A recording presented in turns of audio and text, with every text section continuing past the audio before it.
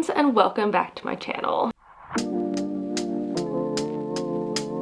Today I am making my way over to the Chelsea Flower Show 2024 to show you what is up with it. So last year was actually the first time I'd ever been to a Chelsea Flower Show. I was only able to go because my parents were in town and they got us tickets. It is a bit too expensive for me to afford to just get myself a ticket on my own. This year, actually, I was very kindly gifted a ticket by the company Frond, who make really amazing glass self-watering planters and vases, and my little terrarium back there, that is from Frond. And they have very kindly given me a ticket, thank you Frond, so I can go and show all of you what is going on at the Chelsea Flower Show, and more specifically, where you can find houseplants at the Chelsea Flower Show, because let's be honest, I don't have a garden, I don't have any outdoor space, I am not interested in the gardening stuff. I'm here for the houseplants, and I figure if you're here, you're probably here for the houseplants as well. So I'm going to be showing you what they call the Houseplant Studios, which are essentially, I'm pretty sure they're made with these outdoor garden buildings that have been converted into home-like situations, like more like an exhibit, like showing off houseplants in a kind of artsy way, a creative way, rather than just showing them off how they are in home. And different companies have gone through and made these different studios to like kind of show off plants in a sort of more interpretive way. So that's what's happening today. Before I head out, I want to say if you're new here and you don't know me already, hi, my name is Emma and I make houseplanty content all over the internet. So if you want to follow along with my houseplanty journey and maybe learn something along the way, stick around, watch some more of my videos, and subscribe to my channel. Right, let us go to the Chelsea Flower Show. I will say, it is raining. It is a full-on, full rainy day today. So let's have a fun little wet Chelsea Flower Show. First things first, I had to get myself to the show, so I took a very rainy bus and then walked the last little bit over the river, and I found the show. I was so happy to be there, and I was surprised because they even gave me a little content creator name badge, which felt so official. So first things first, I had to make my way down the main aisle to my friends at Frond to give them a big thank you again. And of course, they were really easy to find because of this amazing pink paint, and I love seeing all of their pots. It makes me want to buy each and every one of them, and their new products look great as well.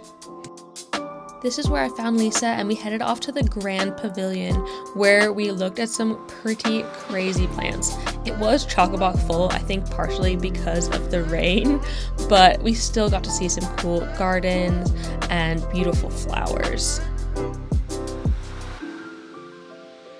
In spaces like this, the cacti are always something that grabs my eye because I find them so weird and wonderful. So I kind of make a beeline through the crowds to find them, and also the carnivorous plants because I think they are so cool. I love this section specifically because I felt like the dinosaurs really paired well with the carnivorous plants.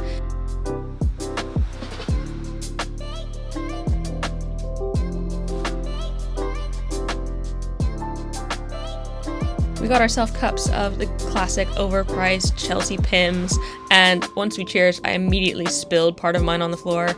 Best 16 pounds I ever spent. Back in the main shopping area, the only other stall that I found interesting was these Potter Studio pots made out of recycled plastic. They have self-watering capabilities and they pack down flat so you can ship them so easily.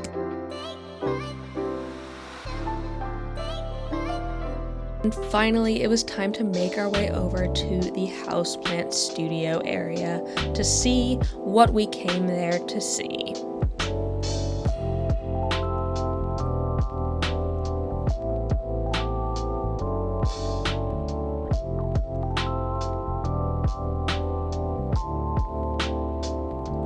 Right when you entered, the first studio was Plants with Soul by the Little Botanical. Here, they took us on a journey from the jungles of South America to their nurseries in West Sussex, where they grow all of their houseplants using sustainable methods and peat-free compost.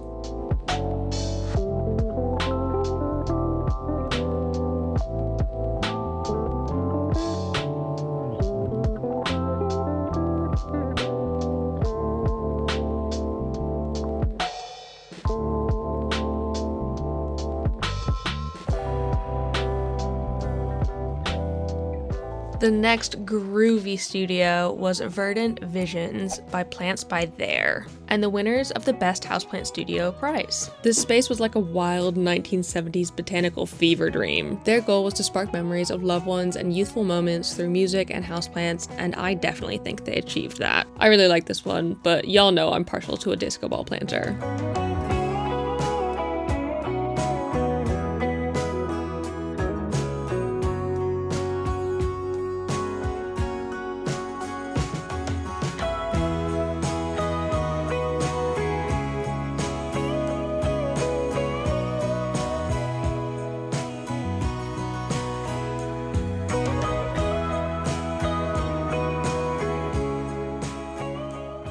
Next up, we had Hope After Humanity, which was a collaboration between The Plant Parlor, aka Gemma here, and Grow Tropicals. This studio is based off a future where climate change has devastated the planet, and in London, indoor plants are thriving. Tropical foliage explodes from this abandoned boutique, while plants stake their claim on what is left of humanity. I love a good dystopian story, so this was quite fun for me, and I loved the dark foliage plants that they had throughout the space.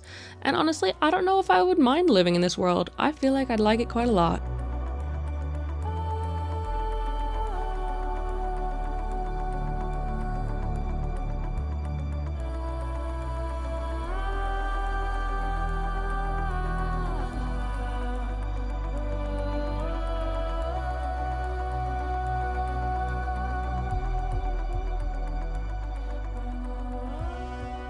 This next studio had a huge impact on me. I thought it was a really great thing that they were doing. It was called The Glass House Effect and put on by The Glass House. The Glass House is a not-for-profit social enterprise harnessing the benefits of horticulture to support women in prisons and to help cut reoffending.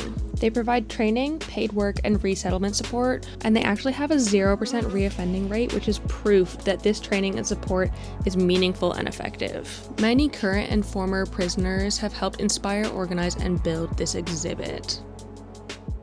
Then we had Maximalist Verja, designed by a mother and daughter duo of In the Garden. This space celebrates the individual style and beauty of plants in compact living spaces. They definitely had the widest variety of houseplants with all different shaped leaves, textures, colors, basically filling the space to the brim.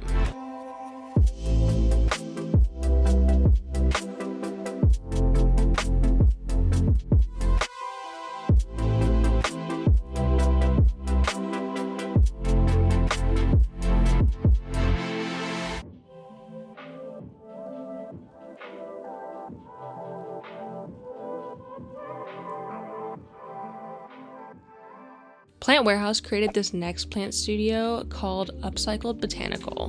They've set out to demonstrate that the size of your home does not limit its potential for becoming a green oasis. They also wanted to demonstrate how everyday items destined for the landfill can be repurposed to help decorate your home with houseplants.